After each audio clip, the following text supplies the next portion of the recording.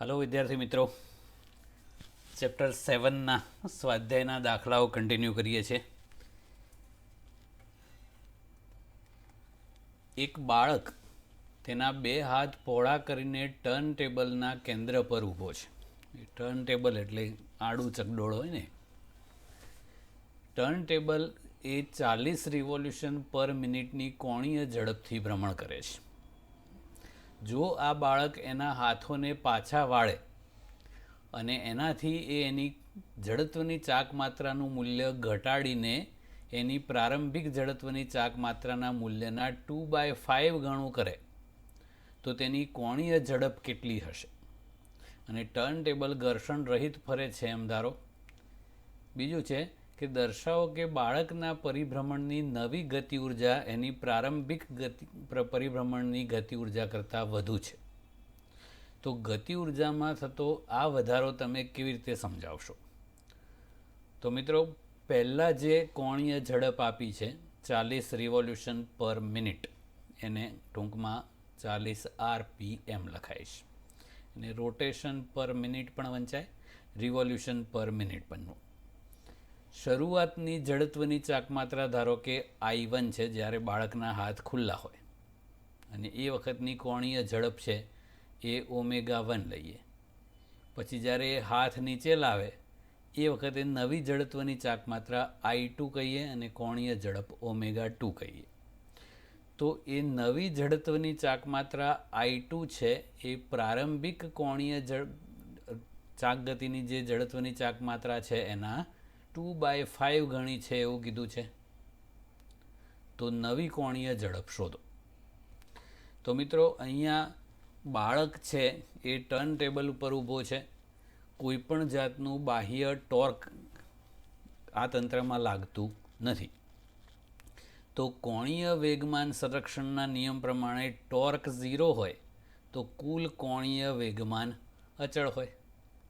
તો એ ખુલ્લા હાથ હોય એ વખતનું કોણીય વેગમાન બરાબર હાથ નીચે લાવ્યા પછીનું કોણીય વેગમાન સરખા થાય, એટલે કોણીય વેગમાનમાં ફેરફાર ન થાય એટલે અચળ કહેવાય।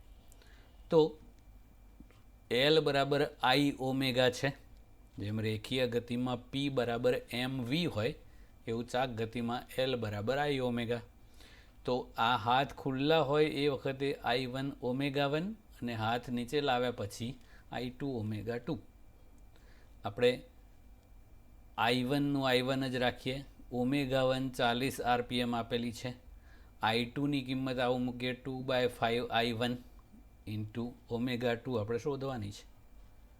બસ, તો I1 ઉડી જશે અને ω2 ને કરતાં બનાવી દો તો 100 રોટેશન પર મિનિટ થઈ ગઈ, એટલે કોણીય ઝડપમાં વધારો થાય છે।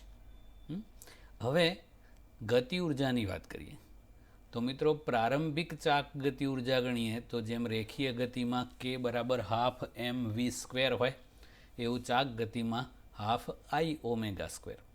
તો પ્રારંભિક ગતિ ઉર્જા ગણીએ K1 બરાબર ½ I1 ω1²। તો આ હાફનું હાફ, I1 નો I1 જ, ω1² એટલે 40² તો આ 800 I1 થયું। ઓકે, હવે અંતિમ ગતિ ઉર્જા શોધીએ। હવે હાથ નીચે લાવ્યા પછીની એટલે અંતિમ ચાક ગતિ ઉર્જા K2 = ½ I2 ω2² થાય। તો ½ I2 એટલે 2/5 I1 કીધું છે, અને ω2 આપણે શોધ્યો 100², તો આ થઈ ગઈ 2000 I1। I1 આપણને આપેલો નથી એટલે I1 સ્વરૂપે જ કરીએ છીએ। તો ગતિ ઉર્જામાં થતો વધારો ગણીએ, અંતિમ માઇનસ પ્રારંભિક, એટલે ડેલ્ટા K બરાબર K2 - K1। તો આ 2000 I1 માઇનસ પ્રારંભિક 800 I1 હતી, તો 1200 I1 જેટલી ગતિ ઉર્જા વધી। તો મિત્રો, અહીંયા કોઈ બાહ્ય ટોર્ક તો લાગતું નથી, તો ગતિ ઉર્જામાં વધારો થયો એ ક્યાંથી થયો? તો ઉર્જા સંરક્ષણના નિયમનું તો કમ્પલસરી પાલન થવું જ જોઈએ। તો ગતિ ઉર્જાનો આ વધારો ક્યાંકથી આવતો જ હોય। તો મિત્રો, એ ક્યાંથી આવે છે? તો જ્યારે બાળક ખુલ્લા હાથે ઊભો હોય અને ભ્રમણ કરતો હોય પેલા ટર્ન ટેબલ સાથે, તો એની મેળે હાથ નીચે ના આવી જાય. એના માટે બાળકે પ્રયત્ન કરવો પડે. એટલે પોતાની આંતરિક ઉર્જા ખર્ચીને હાથ નીચે લાવવા પડે. અને એ બાળકની પોતાની જે આંતરિક ઉર્જા ઓછી થઈ એ આ ગતિ ઉર્જામાં વધારો કરવામાં વપરાય કહેવાય. એટલે કુલ ઉર્જાનું તો સંરક્ષણ થાય જ. તો અહીંયા ગતિ ઉર્જાનો વધારો છે એ બાળકે હાથ નીચે લાવવા માટે કરેલા કાર્યમાંથી ગતિ ઉર્જા રૂપાંતરિત થયેલી કહેવાય. Okay, next. 3 કિલોગ્રામ દળ અને 40 સેન્ટીમીટર ત્રિજ્યાના એક પોલા નળાકાર ફરતે અવગણ્ય દળનું એક દોરડું વીંટાળેલું છે. દળ આપ્યું છે 3 કિલોગ્રામ, ત્રિજ્યા 40 સેન્ટીમીટર એટલે 0.4 મીટર કહેવાય. તો આવો એક પોલો નળાકાર છે, એની પર આ રીતે દોરડું વીંટાળેલું છે. આ દોરડાને 30 ન્યૂટન જેટલા બળથી ખેંચવામાં આવે, એટલે આમ 30 ન્યૂટનનું બળ લગાડ્યું. જો આ નળાકારનો કોણીય પ્રવેગ કેટલો હશે, એટલે આલ્ફા શોધો, અને દોરડાનો રેખીય પ્રવેગ એટલે એ કેટલો હશે એ શોધો. અને દોરડું સરકતું નથી, તો આમ ખેંચીએ એટલે આ નળાકાર છે એ એની ભૌમિતિક અક્ષને અનુલક્ષીને ચાક ગતિ કરશે. તો એ પોલા નળાકારની સૌથી પહેલાં જડત્વની ચાકમાત્રા આપણે શોધી કાઢીએ.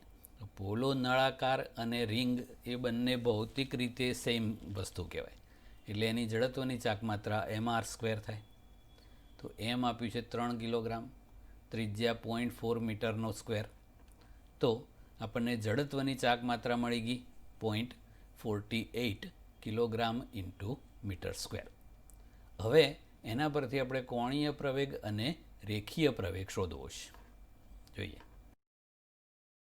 તો સૌથી પહેલાં આપણે પોલા નળાકાર પરનું ટોર્ક શોધીએ. તો ટો બરાબર સદિશ આર ક્રોસ સદિશ એફ કરતા હતા સદિશ સ્વરૂપે. મૂલ્ય કરીએ તો tau equal to R F sine theta થાય. પણ અહીંયા આર ત્રિજ્યા છે અને બળ છે એ દોરી પર સ્પર્શકની દિશામાં લાગે છે. તો મિત્રો ત્રિજ્યા અને સ્પર્શક ઓલવેઝ લંબ જ હોય. તો થીટા એ બે વચ્ચેનો 90 ડિગ્રી થાય અને સાઇન 91 થઈ જશે. ત્રિજ્યા અને બળ આપેલા છે, તો એ બેનો ગુણાકાર કરો એટલે 12 ન્યૂટન ઇન્ટુ મીટર ટોર્ક મળ્યું. હવે રેખીય ગતિમાં જેમ બળનું સૂત્ર હોય છે F ઇક્વલ ટુ ma, એવું ચાક ગતિમાં ટોર્કનું સૂત્ર છે I આલ્ફા. જડત્વની ચાક માત્રા આપણે શોધી કાઢી, ટોર્ક શોધી કાઢ્યું, આલ્ફાને કરતાં બનાવી દો ટો અપોન I. તો ટોર્ક છે 12 ન્યૂટન મીટર અને જડત્વની ચાક માત્રા આપણે શોધી 0.48 કિલોગ્રામ મીટર સ્ક્વેર. તો આલ્ફા મળી ગયો 25 રેડિયન પર સેકન્ડ સ્ક્વેર.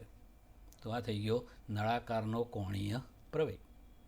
રેખીય પ્રવેગ કરવો છે, તો રેખીય પ્રવેગ અને કોણીય પ્રવેગનો સંબંધ છે A equal to r alpha. તો આર 0.40 મીટર આપ્યું છે, આલ્ફા આપણે શોધ્યો 25 રેડિયન પર સેકન્ડ સ્ક્વેર. માટે એ દોરડાનો રેખીય પ્રવેગ થઈ ગયો 10 મીટર પર સેકન્ડ સ્ક્વેર. ઓકે, સૂત્રો પર આધારિત છે, બસ સૂત્રમાં કિંમત મૂકવાનો જવાબ. ફિઝિક્સ બહુ સહેલો વિષય છે. ચાલો, સ્વાધ્યાયનો 15મો દાખલો છે.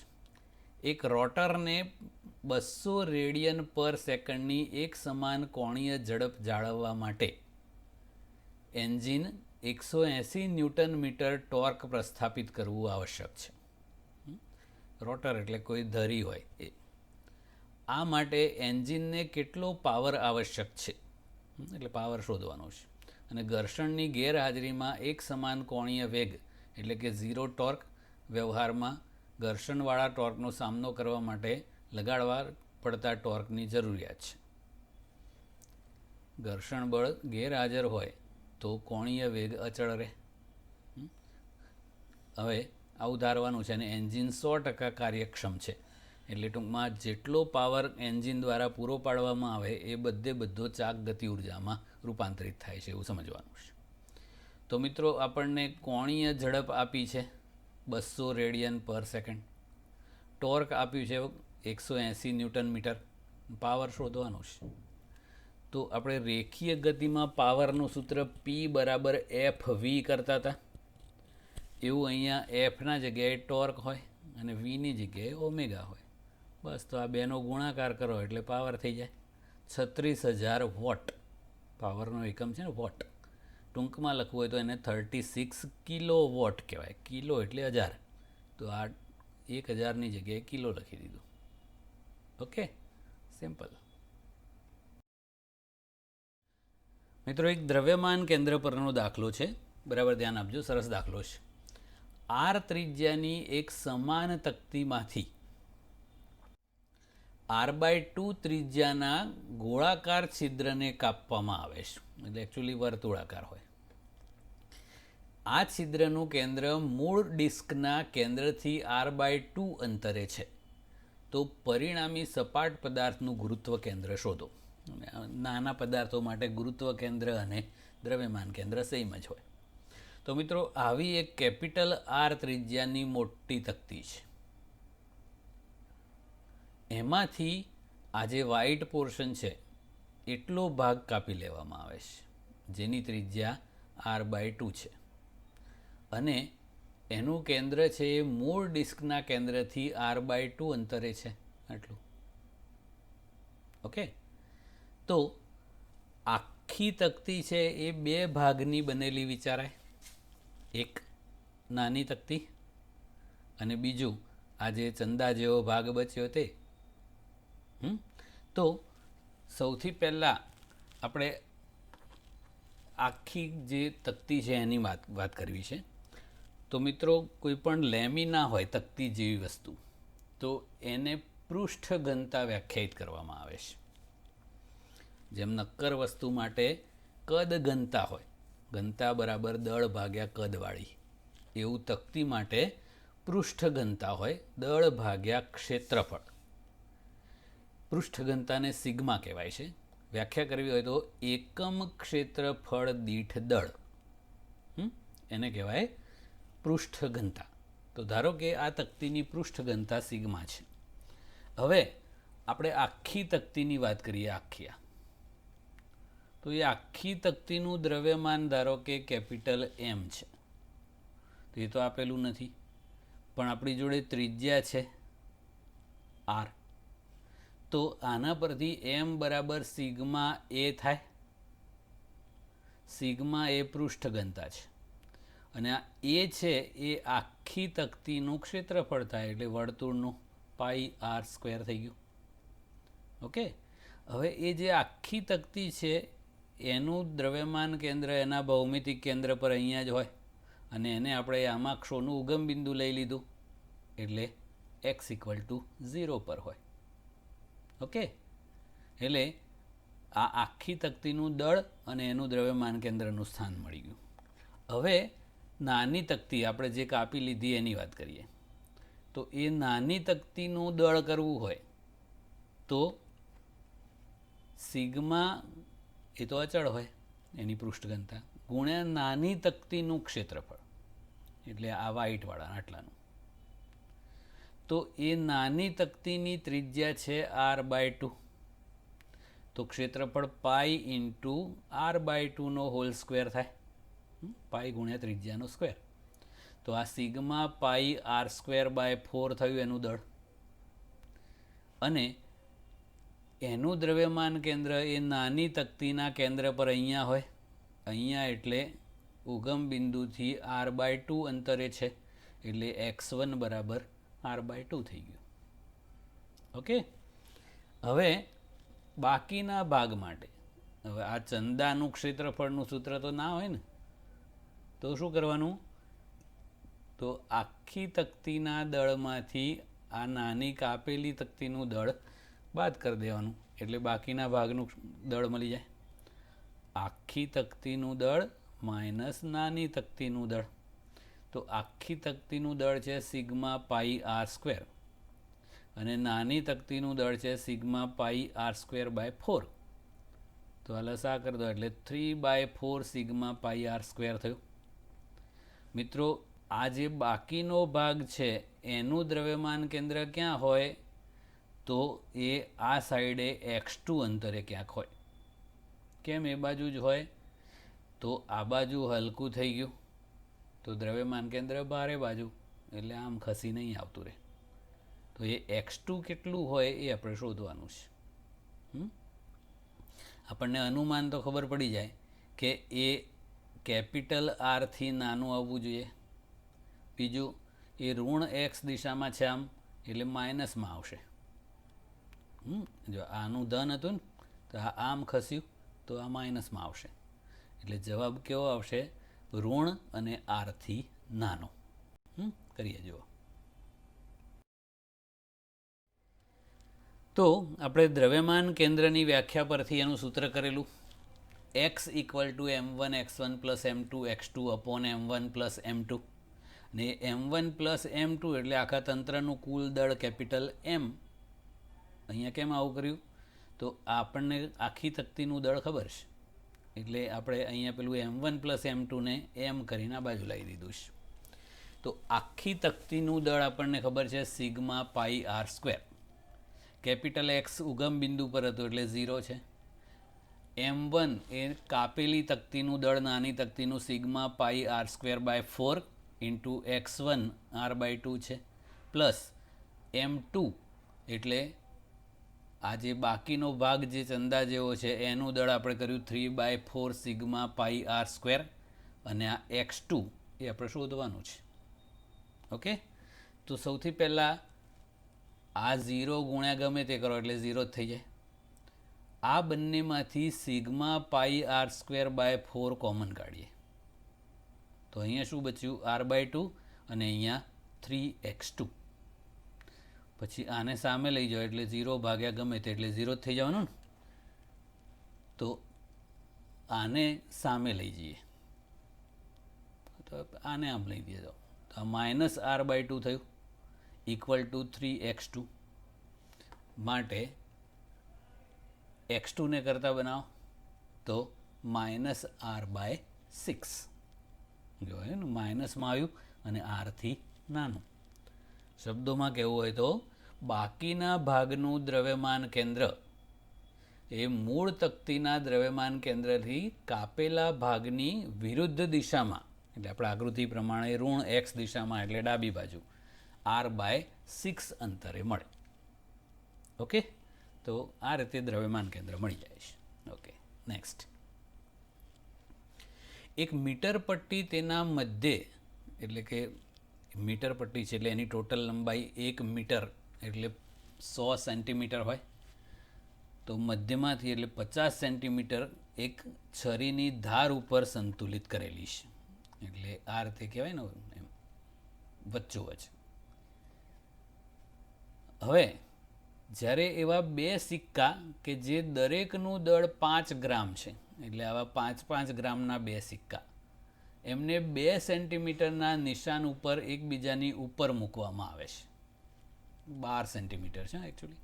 તો અહીંયાથી 12 સેન્ટીમીટર અંતરે એકબીજાની ઉપર મૂક્યા તો આ પટ્ટી 45 સેન્ટીમીટર પર સંતુલિત થાય છે. એટલે પહેલાં 50 સેન્ટીમીટર પર હતું ને આ જે છરીધાર છે એ હવે 45 સેન્ટીમીટર પર લાવવી પડી. તો આ મીટર પટ્ટીનું દળ કેટલું હશે? તો મિત્રો આ બધા જે મૂલ્યો છે એ સમજવાના છે.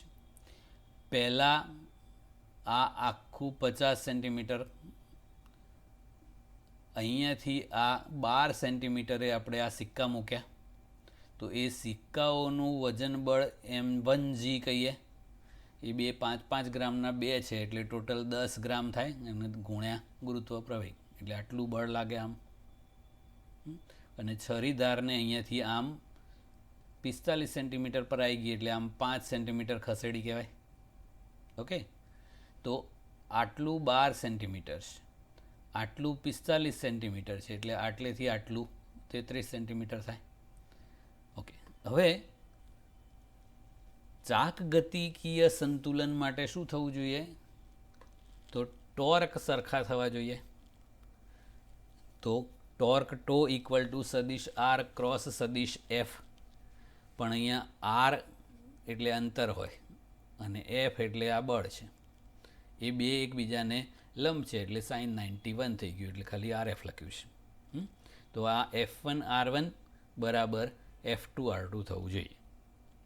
તો પહેલાં F1 એટલે આ 10 ગુણ્યા G, ગ્રામનો G નથી, ગુરુત્વ પ્રવેગનો G છે, ઇન્ટુ R1. તો આ જે છરીધાર છે ત્યાંથી એ બળનું લંબ અંતર એટલે આટલું થાય ને 33 સેન્ટીમીટર થાય. ઓકે, તો આ સિક્કાઓ મૂક્યા પછીનું ઇક્વલ ટુ સિક્કા મૂક્યા પહેલાંનું કરીએ. તો સિક્કા મૂક્યા પહેલાં સિક્કાનું એટલે આખી જે માપપટ્ટી છે એનું વજન બળ આમ હોય એ M2G, અને આ છરીધાર છે ત્યાંથી એનું લંબ અંતર એ બળનું 5 સેન્ટીમીટર છે. આ બધું જ સિક્કાઓ મૂક્યા પછીનું. પણ આ બાજુવાળું ટોર્ક છે એને આમ વિષમ ગડી ફેરવવાનો પ્રયત્ન કરે ને આ જે માપપટ્ટીનું વજન બળ છે એને સમગડી ફેરવવાનો ટ્રાય કરે. સમતોલનમાં ક્યારે રહે? બંનેના ટોર્કો સરખા હોય ત્યારે. ઓકે, બસ. તો હવે આ જી ઉડી જશે અને કેપિટલ એમને કરતા બનાવી દો એટલે 66 ગ્રામ. આ બધું ગ્રામમાં લીધું ને આપણે, આ 10 છે એ ગ્રામ છે, તો આ કેપિટલ એમ પણ સીધું ગ્રામમાં જ આવશે, એટલે આ માપપટ્ટીનું દળ થયું. ઓકે, બરાબર ધ્યાન આપજો. એક થોડોક લાંબો દાખલો છે, ઇન્ટરેસ્ટિંગ છે પણ. એક ઘન ગોળો એટલે નક્કર ગોળો એક જ ઊંચાઈના અલગ અલગ નમન કોણ ધરાવતા બે ઢળતા સમતલ પરથી ગબડે છે. આ જે ઢોળાવનો ખૂણો છે એનો નમન કોણ કહેવાય છે. તો ઊંચાઈ બંને ઢાળની સરખી છે H. પણ આનો જે નમન કોણ છે θ1 એ મોટો છે, આનો θ2 નાનો છે. અને એ નમન કોણ બદલો એટલે આ જે ઢાળની લંબાઈ છે એ ચેન્જ થઈ જાય. તો જેનો નમન કોણ મોટો છે એના ઢાળની લંબાઈ નાની હોય, અને નમન કોણ નાનો હોય એના ઢાળની લંબાઈ વધુ હોય. તો પહેલાં કહેવાનું છે, શું તે દરેક કિસ્સામાં સમાન ઝડપ સાથે નીચે પહોંચશે? જોઈએ. તો મિત્રો, છેક ટોચ ઉપર ગોળો હોય ત્યારે એની બધી જ ઉર્જા એની ગુરુત્વીય સ્થિતિ ઉર્જા સ્વરૂપે હોય mgh. પછી એ સરક્યા સિવાય ગબડતો હોય તો એનું દ્રવ્યમાન કેન્દ્ર રેખીય ગતિ કરે એટલે એની ગતિ ઉર્જા હાફ mv², જે આપણે થિયરીમાં હાફ mvcm² લેતા હતા ને, એ vcmના બદલે આપણે v² લખી દીધું. અને બીજું ગબડતો આવે એટલે એની ધરીને અનુલક્ષીને ચાક ગતિ ઉર્જા હોય હાફ I⍵². હવે આ mgh, આ હાફ mv², આ હાફ નક્કર ગોળો છે એટલે એની જડત્વની ચાક માત્રા 2/5 mr² હોય. હવે v બરાબર r⍵, તો ઓમેગા ઇક્વલ ટુ v/r, માટે ω² ઇક્વલ ટુ v²/r². તો આનું સાદું રૂપ આપી દો એટલે આ 2 ઉડી જશે અને r² ઉડી જશે, એટલે આ half mr² plus 1/5 mr², sorry mv². તો હાફ mv² પ્લસ 1/5 mv², તો આ 7/10 mv². આટલી ગતિ ઉર્જા થઈ ટોટલ. એમ ઉડી જાય અને વર્ગમૂળ કરી દો વીને કરતાં બનાવીને, તો v ઇક્વલ ટુ √10/7gh થઈ ગયું. તો આ સૂત્રમાં ગોળાનું કોઈ રાશિ છે જ નહીં. g અને 10/7 તો અચળ છે, તો અહીંયા બંને ઢાળની ઊંચાઈ પણ સરખી જ છે. તો બંને વખતે તળિયે આવતી વખતે એ ગોળાની ઝડપ બંને કેસમાં સરખી જ હોય. તો બંને સમતલ પર સમાન ઝડપ સાથે નીચે પહોંચશે. ઓકે, તો આ પહેલો જવાબ આપણને મળી ગયો. હવે શું એક સમતલ કરતાં બીજા સમતલ પર વધુ સમય લેશે? અને જો એમ હોય તો કયા સમતલ પર અને શા માટે? જોઈએ. તો મિત્રો, પ્રવેગની જરૂર પડશે આપણે. તો અચળ પ્રવેગી ગતિનું સૂત્ર v² - v02 બરાબર 2ad વાપરીએ. તો v² એટલે ઢાળના તળિયે પહોંચે ત્યારે એનો વેગ આપણે જે શોધ્યો તે. મિત્રો સ્થિર સ્થિતિમાંથી ગતિ શરૂ કરે છે એટલે પ્રારંભિક વેગ 0. આ 2નો 2 પ્રવેગ, રેખીય પ્રવેગ આપણે શોધવો છે. હવે આ ડીનું મૂલ્ય શોધવું છે. તો આ કોઈ પણ એક ત્રિકોણમાં આપણે સાઇન થીટા વ્યાખ્યાયિત કરીએ. તો સાઇન થીટા ઇક્વલ ટુ શું થાય? તો સામેની બાજુ ભાગ્યા કર્ણ. તો sine theta equal to h by d થાય. તો d equal to h by sine theta થઈ જાય. તો આ ડીની જગ્યાએ આપણે મૂકી દીધું h by sine theta. V square એટલે આનો સ્ક્વેર 10/7 GH2 પ્રવેગ શોધવો છે ના એચ બાય સાઇન થીટા. તો પ્રવેગનું સૂત્ર થઈ ગયું 5/7 G સાઇન થીટા. તો મિત્રો આ જે ગોળો ગબડતો આમ આવતો હોય એનો રેખીય પ્રવેગ છે એ જુદો જુદો હશે. કેમ કે એ થીટા પર આધારિત છે. એટલે બંનેના થીટા જુદા જુદા હોય તો પ્રવેગ, રેખીય પ્રવેગ પણ જુદો જુદો હોય. હવે આપણે સમય શોધવાનો કીધો છે. તો આને D1 અંતર કાપતા લાગતો સમય કહેવાય અને આને D2 અંતર કાપતા લાગતો સમય. પણ પહેલાં માટે આટલો પ્રવેગ થશે θ1 મૂકો એટલો અને બીજી વખતે θ2 મૂકો એટલો. તો પહેલાં આપણે આના પ્રમાણે કરી દઈએ. તો આ ડી એટલે આપણે આ કર્યું ને સાઇન થીટા બરાબર એચ બાય ડી. તો ડી બરાબર એચ બાય સાઇન થીટા. પ્રારંભિક વેગ 0 છે એટલે આખું પદ 0, હાફનું હાફ. રેખીય પ્રવેગ આપણે શોધી કાઢ્યું 5/7 G sine theta into T square. આપણે શોધવાનું છે સમય. તો ટી સ્ક્વેરને કરતાં બનાવી દો તો આ બધું નીચે લઈ જવાનું. તો 14/5 into h upon g sine square theta થાય. વર્ગમૂળ કરી દો તો આ ટી, આ 14/5 એચ જી, આ બધું અહીંયા એમને એમ રાખ્યું અને સાઇન સ્ક્વેર થીટા છેદમાં છે એનું વર્ગમૂળ 1 અપોન સાઇન થીટા. આ બધું અચળ છે. તો સમય છે એ સાઇન થીટાના વ્યસ્ત પ્રમાણમાં કહેવાય.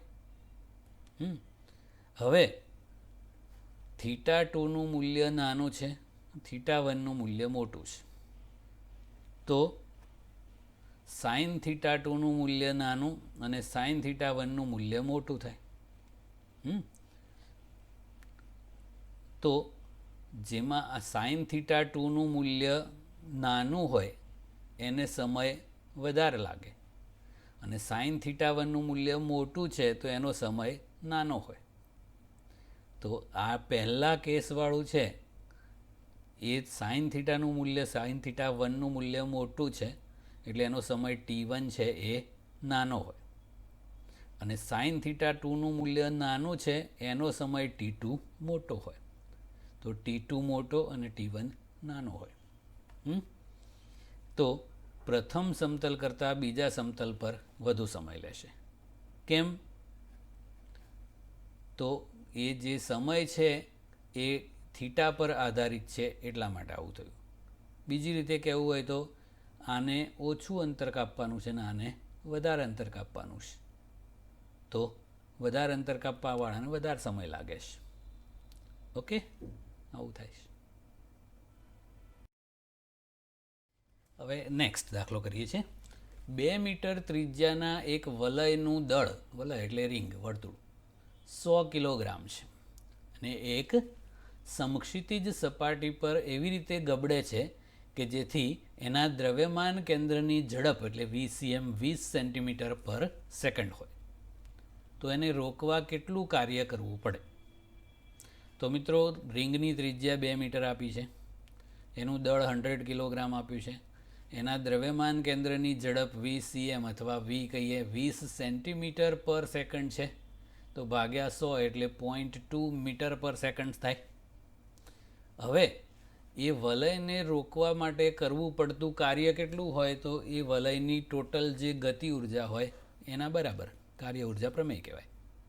તો વલય સરક્યા સિવાય ગબડે છે તો એને બે જાતની ગતિ ઉર્જાઓ હોય, એક રેખીય ગતિ ઉર્જા હોય અને બીજી ચાક ગતિ ઉર્જા હોય. તો આ હાફ mv² એમનું એમ જ રાખીએ. આ હાફ રિંગની જડત્વની ચાક માત્રા mr² હોય અને v બરાબર r ઓમેગા માટે ઓમેગા બરાબર v/r એનો સ્ક્વેર એટલે v²/r².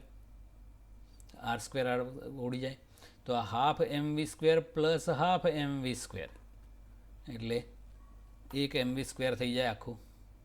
હવે બે આપેલું છે m 100 કિલોગ્રામ અને v² એટલે 0.2 મીટર પર સેકન્ડનો હોલ સ્ક્વેર.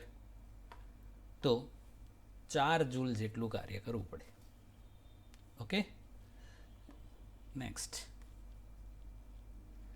ઓક્સિજન અણુનું દ્રવ્યમાન આપ્યું છે અને એના કેન્દ્રમાંથી પસાર થતી અને એના બે અણુઓને જોડતી રેખાને લંબ એવી અક્ષને અનુલક્ષીને જડત્વની ચાક માત્રા એટલે I આપી છે. ધારો કે કોઈ ગેસમાં આવા અણુની સરેરાશ ઝડપ 500 મીટર પર સેકન્ડ છે, એટલે આખા અણુની ઝડપ એટલે એના દ્રવ્યમાન કેન્દ્રની ઝડપ કહેવાય. અને એના પરિભ્રમણની ગતિ ઉર્જા એ એની સ્થાનાંતરણની ગતિ ઉર્જાની 2/3 છે. મિત્રો, આ પરિભ્રમણની ગતિ ઉર્જા એટલે આપણે આ ચાક ગતિ ઉર્જા કહીએ છીએ ને, અને સ્થાનાંતરની ગતિ ઉર્જા એટલે આ રેખીય ગતિ ઉર્જા કહીએ છીએ એ બેનો સંબંધ આપ્યો છે કે ચાક ગતિ ઉર્જા બરાબર 2/3 રેખીય ગતિ ઉર્જા અથવા સ્થાનાંતરણની ગતિ ઉર્જા છે. તો અણુનો સરેરાશ કોણીય વેગ શોધો. જોઈએ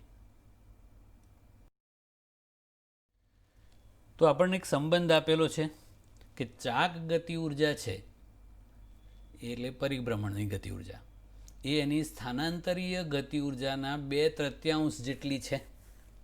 તો મિત્રો, ચાક ગતિ ઉર્જા એટલે half I omega equal to 2/3 times સ્થાનાંતરીય ગતિ ઉર્જા એટલે હાફ mv².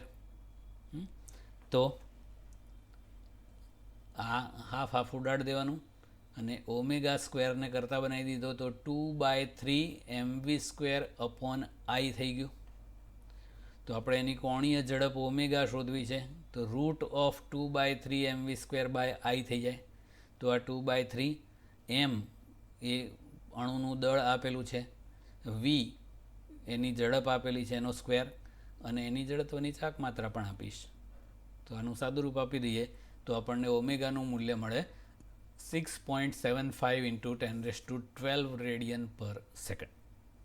એટલે આટલી જબરજસ્ત કોણીય ઝડપથી ભ્રમણ કરતો હોય. Okay, next. 30 ડિગ્રીના ખૂણે નમેલા એક ઢળતા પાટિયા ઉપર એક નક્કર નળાકાર ગબડીને ઉપર જાય છે. આમ ધકેલવો પડે ને, એમને જાતે ના જાય. આ ઢળતા પાટિયાના તળિયે નળાકારનું દ્રવ્યમાન કેન્દ્ર 5 મીટર પર સેકન્ડની ગતિ ધરાવે છે. એટલે એનું દ્રવ્યમાન કેન્દ્રની ઝડપ vcm આપી છે 5 મીટર પર સેકન્ડ. તો નળાકાર આ તળિયા એટલે ઢાળના પાટિયા ઉપર કેટલો ઉપર જશે એટલે આમ કેટલું અંતર કાપશે એ શોધવાનું છે. અને તળિયે પાછા આવવા માટે એને કેટલો સમય લાગશે. તો પહેલાં આમ ઉપર જવાનો સમય, પછી ત્યાંથી રિટર્ન આવવાનો સમય, એ બેનો સરવાળો કરો એટલે કુલ સમય મળી જશે. ઓકે, તો સૌથી પહેલાં તો ઢાળના તળિયે એની ગતિ ઉર્જા હોય હાફ mvcm² પ્લસ એ સરક્યા સિવાય ગબડીને ઉપર જાય છે એટલે ચાક ગતિ ઉર્જા પણ હોય હાફ I ઓમેગા². ધારો કે એ h ઊંચાઈ સુધી પહોંચે છે અહીંયા સુધી, તો એ બધી જ જે રેખીય ગતિ ઉર્જા વત્તા ચાક ગતિ ઉર્જા હતી એ સ્થિતિ ઉર્જામાં રૂપાંતરિત થઈ જાય mgh, અને એક ક્ષણભર માટે સ્થિર થાય પછી રિટર્ન આવે. તો આપણે h ઊંચાઈ સુધી જાય એવું કીધું, પણ આપણે તો અંતર શોધવાનું છે ને, કેટલો ઊંચે એટલે આમ કેટલું અંતર કાપે. તો એ અંતર કરવું હોય તો સાઇન થીટા વ્યાખ્યાયિત કરાય અહીંયા. તો સાઇન થીટા બરાબર h/d માટે h બરાબર d સાઇન થીટા. તો આ hની જગ્યાએ મૂકી દીધું d સાઇન થીટા, mgનું mg છે. આ હાફ mvcm² એમનું એમ જ, આ હાફનું હાફ. મિત્રો અહીંયા નક્કર નળાકાર છે તો એની જડત્વની ચાક માત્રા થાય હાફ mr², અને ઓમેગા એટલે v/r પરથી અહીંયા vcm²/r² થઈ, ઓમેગા² ની કિંમત r² ઉડી જાય. તો આ હાફ mvcm² પ્લસ આ 1/4 mvcm² થશે. તો આ mgd sin થીટાનું મૂલ્ય આપણને આપ્યું છે 30 ડિગ્રી. આ હાફ mvcm² પ્લસ 1/4 mvcm² એટલે 3/4 mvcm² થાય, અને m કોમન કાઢીને ઉડાડી દીધા, અને આ sin 30 એટલે હાફ થઈ ગયું. ઓકે, m કોમન કાઢીને ઉડી ગયા, gd નો gd, sin 30 એટલે હાફ, અને આ 1/2 vcm² પ્લસ 1/4 vcm² એટલે 3/4 vcm².